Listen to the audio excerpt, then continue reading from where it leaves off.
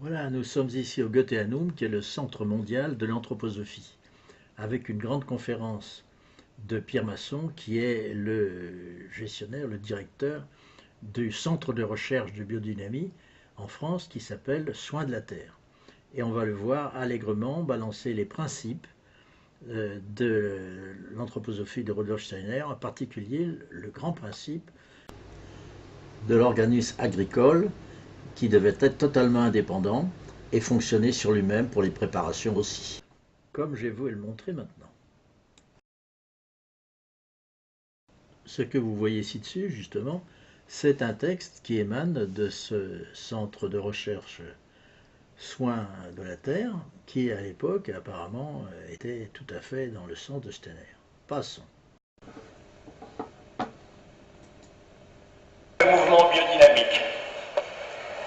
C'était ce mouvement qui cherchait à promouvoir un mode de vie plus communautaire, rechercher une simplicité volontaire en préconisant un retour à la terre orienté vers l'autonomie. Et quoi qu'on le dise encore souvent, cette biodynamie est entièrement reliée à l'anthroposophie de Rudolf Steiner. Il ne faut quand même pas l'oublier. La biodynamique n'était pas seulement une technique plus écologique, c'est quelque chose qui se reliait à un courant plus large, qui s'insérait dans l'anthroposophie de Rudolf Steiner, dans une cosmogonie bien particulière. La préparation a été commencée lorsque j'ai été invité par une sorte de chemin de la destinée à la première rencontre qu'il y a eu en France sur l'élaboration des préparations biodynamiques. C'est Christian von Wislinghausen qui était venu, qui a dispensé un cours sur 2 journées. J'avais été séduit avant tout par le fait que les préparations étaient d'accès libre pour tout un chacun. Un bien commun, pas de brevet. Oui, vous avez bien entendu, il était question à cette époque bénie d'un bien commun, les préparations faites à sa façon par chacun et surtout pas de brevet, pas de méthode figée. On est dans l'autarcie souhaitée par M. Steiner. Je vais vous le repasser encore, vous allez entendre cette admiration de ce grand biodynamiste pour justement ce côté de liberté laissée à chacun. Mais ça n'a pas duré. J'avais été séduit avant tout par le fait que les préparations étaient d'accès libre pour tout un chacun. Un bien commun, pas de brevet. Et c'est pourtant ce que maintenant ce même biodynamiste réclame, une sorte de brevet qui serait donné par le label Déméter. Comprenne qui pourra, bien sûr. Les nouveaux venus à la biodynamie ne peuvent faire d'emblée les préparations nécessaires pour leur domaine. Oui, vous avez bien entendu. D'emblée, des débutants en biodynamie ne peuvent pas faire leur préparation eux-mêmes, ce qui est exactement l'inverse de ce qui était dit au début. C'était une méthode où on appliquait simplement les préceptes de Steiner, mais il n'y a pas besoin d'industrialiser le processus. Voilà où on en arrive aujourd'hui. Actuellement, nous avons 70 000 corps. Actuellement, nous avons 77 000 cornes. Un véritable travail industriel. Voilà ce qu'on nous dit aujourd'hui. Pardon, j'exagère, c'est 70 000 cornes seulement. Excusez-moi. Nous avons choisi d'élaborer des préparations comme des spécialistes le font pour les médicaments dans les laboratoires pharmaceutiques anthroposophiques tels que Velleda ou Vala. Je comprends que ça puisse gêner ceux qui sont attachés à un organisme agricole complètement clos. Mais les préparations, une fois qu'elles sont abouties dans leur processus de métamorphose, me semblent sorties de la sphère spatiale. Alors oui, il a conscience que ça peut choquer les gens qui sont attachés à un organisme agricole autonome, indépendant, mais ce n'est pas des gens qui sont attachés, c'est simplement le principe même, le dogme de Rudolf Steiner. Et quant à nous dire que les préparations, une fois réalisées, sortent du domaine spatial, c'est-à-dire elles ne sont plus marquées par le temps, ni par le lieu, c'est une vue de l'esprit, ça ne devient pas une valeur universelle. Elles sont devenues des substances universelles. J'ai pu voir agir les préparations venant d'Australie avec une très grande efficacité en Europe, en Allemagne, en Italie, avant qu'elles s'y réalisent de manière appropriée.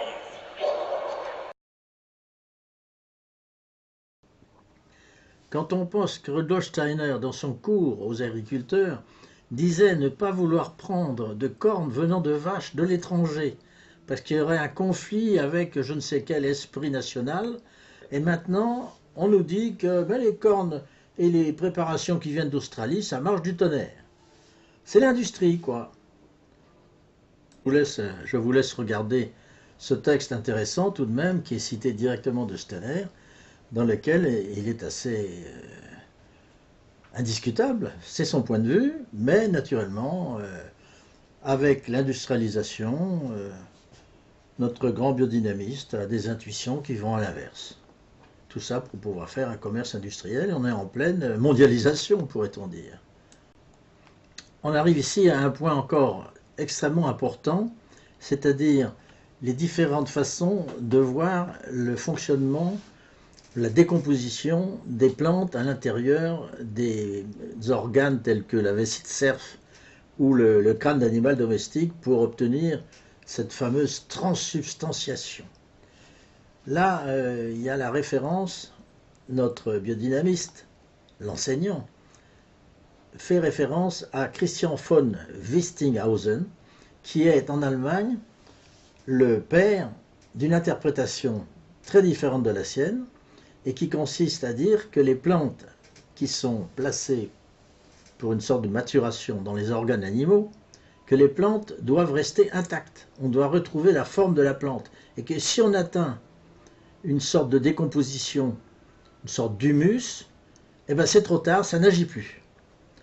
Eh bien lui, le français, avec l'école des Australiens, il dit exactement le contraire. Il faut au contraire que le fabricant obtienne une transsubstantiation en humus, une sorte de matière colloïdale, qui est la seule qui soit active. Alors, on pourrait se dire, s'ils ne sont pas d'accord, ils auraient pu comparer leurs méthodes. Ah mais pas du tout, pas du tout. Chacun opère à sa façon. L'un disant que la méthode de l'autre ne marche pas. C'est assez extraordinaire. Christian von Wistinghausen ne m'avait pas convaincu avec ses préparations réalisées par la voie sèche et ses principes de conservation alliant les contraires, comme la mousse de corne directement enveloppée dans la tourbe. J'ai eu immédiatement l'intuition que la voie humide et colloïdale était la plus appropriée. Donc, vous avez bien entendu, il n'a pas été convaincu du tout par ce Wistinghausen qui pourtant est le maître à penser de la biodynamie allemande. Il a eu tout simplement l'intuition qu'il fallait obtenir cet état colloïdal, donc une décomposition complète, alors que Wistinghausen et l'école allemande veulent des produits qui restent intacts dans les organes animaux. Tout ça marche par intuition, on écoute son sentiment, son ressenti, c'est comme ça que ça fonctionne.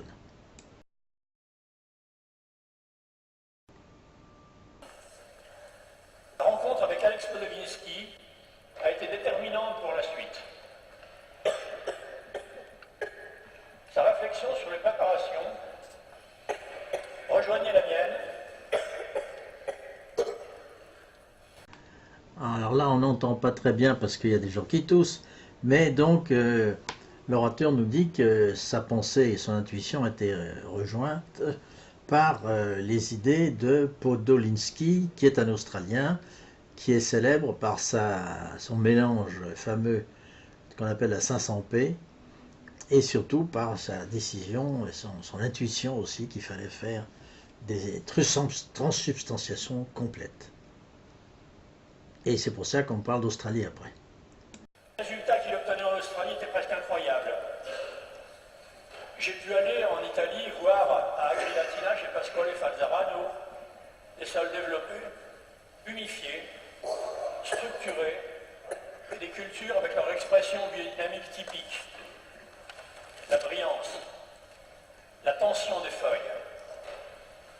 J'ai pu voir chez Carlo Noro des préparations colloïdales, réalisées par la voie humide, bien conservées selon les principes qu'avait développés Alex Podolinsky. Cet état d'esprit d'un travail soigné, tenant compte des arrière-plans anthroposophiques, et la volonté d'obtenir des résultats visibles et directement rentables pour l'agriculteur était une réponse à ce que nous recherchions. Ça correspondait aussi à notre propre lecture du cours aux agriculteurs. Donc il s'agit bien d'une lecture personnelle à l'orateur. Chacun a donc sa lecture de Steiner. C'est assez pratique, chacun fait sa méthode et la chose extraordinaire, ça marche toujours, quelle que soit la technique utilisée. On en reparlera. Steiner décrit dans le compte-rendu qu'il a fait de son séjour à Breslau qu'il s'agit d'une mission d'ordre cosmique et terrestre et que pour l'agriculture, des forces aujourd'hui totalement inconnues doivent être tirées de l'esprit. Il s'agit d'améliorer l'agriculture et de permettre à l'homme obligé qu'il est de vivre des produits de la terre, de survivre physiquement aussi sur terre. Et voilà, devant le manque de rigueur, comme il dit, des gens qui préparent en groupe les préparations ou dans des fermes, où apparemment le travail est un peu bâclé pour les préparations, ce grand biodynamiste industriel nous annonce qu'il est question de faire ce qu'il n'avait pas apprécié dans sa jeunesse, c'est-à-dire une sorte de brevet qui serait une marque tout au moins, qui serait donnée à Déméter et qui permettrait d'obtenir toujours, dit-il, les mêmes résultats. Eh bien, on arrive donc à la négation de cette liberté dont les anthroposophes se disent si fiers. Et il faut encore observer que ce brevet donné donc à des préparations concerne la méthode choisie comme unique, c'est-à-dire celle de la préparation par voie humide, de façon à obtenir une substance colloïdale. On fait ainsi disparaître les autres possibilités, en particulier celle de la méthode allemande de Wistinghausen, qui travaillait au contraire avec des plantes qui restaient intactes dans les organes animaux. Donc il y a une sorte de blocage sur un système industriel. Je vous mets encore ci-dessus une photo de cette préparation par des amateurs, de la préparation 505, c'est-à-dire l'écorce de chêne introduite dans une écorce, dans un crâne de cheval, qu'on laisse mijoter ensuite dans une espèce de marigot, jusqu'à ce qu'il se passe la fameuse transsubstantiation. Et les gens, on nous le raconte, se battent pour, à coups de hache, casser l'écorce, le crâne du cheval. Tout ça est tordant. Vous allez l'entendre, il faut absolument éliminer la liberté permanente d'initiative. Le mot est joli. La liberté permanente d'initiative sera remplacée par le brevet industriel. Voilà où nous en sommes. Nous devrions élaborer et mettre en œuvre les préparations. Nous avons collecté des résultats qui montrent que l'efficacité des préparations, en fonction d'un mode opératoire précis, depuis l'élaboration, la conservation, jusqu'à la mise en œuvre, c'était une constante. C'est une donnée reproductible. Dans un certain nombre de fermes ou de groupes d'élaboration de préparation, malgré les progrès formidables réalisés dans les dernières années, il manque encore un peu de rigueur. Que deviendraient les laboratoires qui élaborent des remèdes pour la médecine d'orientation anthroposophique s'ils mettaient en avant la liberté permanente d'initiative, s'ils rejetaient les protocoles opératoires, s'il n'y avait pas de contrôle qualité? Ni les bonnes intentions, ni le rayonnement positif des groupes de travail d'élaboration ne peuvent suffire. Ils peuvent sans aucun doute être des plus. Mais nous ne travaillons pas dans le même registre. En fait, voilà ce qu'il y en est en réalité. Toutes les préparations, qu'elles soient faites d'une façon ou d'une autre, par voie humide ou par voie sèche, qu'on les ait dynamisées dans le plastique ou dans le cuivre inspiré par Vénus, toutes les préparations sont équivalentes à l'absence de préparation. J'explique. Scientifiquement, on a pu démontrer qu'avec ou sans préparation, le résultat est le même. Le travail des biodynamistes est de très bonne qualité et c'est ce travail de meilleure qualité qui donne des résultats tout à fait probants. Ce n'est pas les préparations. Toutes les études scientifiques convergent là-dessus, sauf celles données bien sûr par les anthroposophes. Et c'est très important de remarquer à quel point maintenant une espèce d'esprit industriel s'est mis là-dedans. Ça n'arrange rien, mais la réalité est que chacun fait comme il veut et ça ne change rien au résultat. L'effet placebo de la biodynamie fonctionne tant qu'elle s'appuie en fait sur la culture biologique, qui elle fonctionne. Mais chaque fois que les anthroposophes ont essayé de faire quelque chose de nouveau, dans le genre des poivres, qui sont censés, par la calcination de graines, de remplacer les désherbants, soit les espèces de cristallisation sensible qui étaient censées permettre de mesurer la force vitale des aliments, des composts, etc. Tout ça a dû être abandonné parce que ça ne fonctionne pas. Ce qui marche dans la biodynamie, c'est la culture biologique. Et pour terminer, je vais montrer comment les biodynamistes sont persuadés, ou ils essaient de se persuader, surtout de persuader les autres, leurs collègues, qu'ils sont en train de sauver la planète. Alors, on va d'abord nous raconter que sur la Terre, tout s'accélère, dans les planètes, au contraire, tout ralentit, en récupérant bien entendu un congrès d'astronomie qui n'a rien à voir avec ça. Tout ça pour nous dire que c'est une catastrophe qui se prépare et que grâce à la biodynamie, on va s'en sortir. C'est une espèce de bourrage de crâne gigantesque et cette espèce d'effet placebo fonctionne, hélas, plutôt bien, ce qui n'est pas rassurant sur nos compatriotes. Aujourd'hui, nous avons l'impression d'une sorte d'accélération des phénomènes qui reste totalement incompréhensible pour les agronomes et les pédologues conventionnels. Que se passe-t-il dans le monde éthérique actuellement? Pourquoi une telle accélération des phénomènes en lien avec le monde vivant?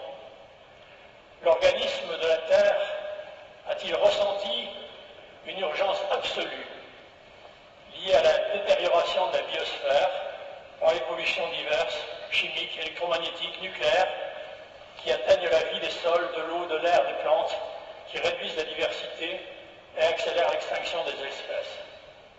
En tout cas, c'est quelque chose qui est abouti.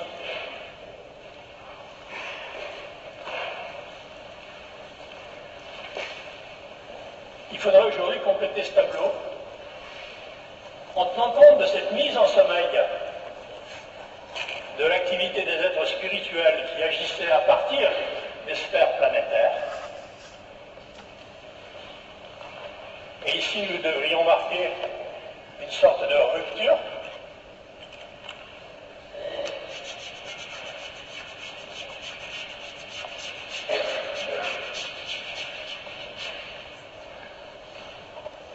Dans la réalité aujourd'hui, nous trouvons essentiellement des échos de ce qui s'est créé à l'origine. Une deuxième rupture, de plus en plus importante aujourd'hui, nous vient des diverses pollutions. Pollution chimique, pollution électromagnétique, pollution nucléaire, et on pourrait dire aussi les pollutions qui viennent simplement du mode de pensée.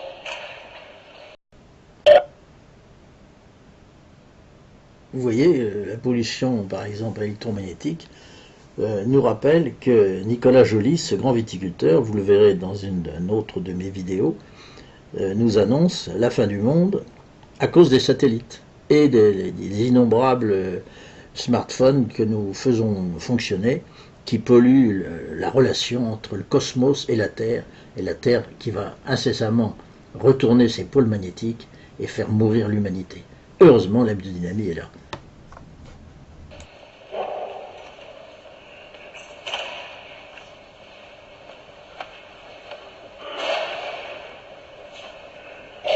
Ce vieillissement de l'univers manifeste aujourd'hui. En agriculture, on peut le voir, cette contraction extrême des sols que l'on rencontre partout sur la planète, cette tendance à la salinisation. Comment aujourd'hui aider ce corps physique de la Terre, cet astre vieillissant, pour qu'elle puisse continuer à servir de support pour nos tâches actuelles et futures, pour qu'il puisse nous permettre à nous, êtres humains, mais aussi à toute la création, de continuer à évoluer. De la Terre que les préparations dynamiques. Je voulais montrer leur preuve pour cet astre encore physique fatigué, pollué, vieillissant, se sclérosant, de grandes possibilités de régénération en vue d'un avenir germinatif vers un nouvel univers. J'aimerais aller encore plus loin. Peut-on percevoir le caractère sacramentel pour la Terre des préparations dynamiques? Lors du congrès, ici même au Goetheanum en 2008, sur le thème spiritualité et biodynamie, est apparue l'idée qu'il ne s'agit pas seulement de soigner la Terre, mais de la consacrer. Dans une conférence aux prêtres, tenue le 10 octobre 1921, Steiner indique le sens du mot consacrer. Consacrer signifie reconduire une chose ou une substance à son activité originelle. Nous voilà de nouveau devant cette autre phrase de Steiner. Nous avons aujourd'hui la tâche de ramener de nouveau les substances de la nature plus ou moins devenues et mortes sur le chemin de l'esprit. Bon, sur cette idée sublime des préparations biodynamiques à base de vessie de cerf et de cornes de vache, etc., qui sont devenus des sacrements pour la terre, je vous laisse à vos réflexions. À bientôt. Au revoir.